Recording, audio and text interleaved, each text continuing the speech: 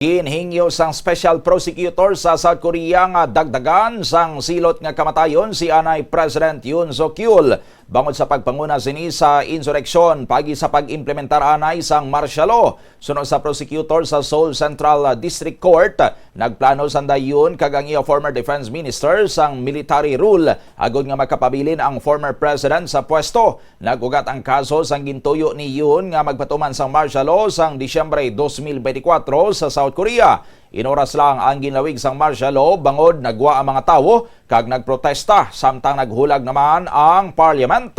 Gin-impeach si Yoon kag gin-detain para sa trial sang kaso. Ang pagpanguna sang insureksyon ang mahimo masilutan sang silot nga kamatayon o kun bilog nga kabuhi nga pagkapreso. Naibuloan nga halos 3 ka dekada na halin sang may ginsilutan sang kamatayon sa among nga pungsod.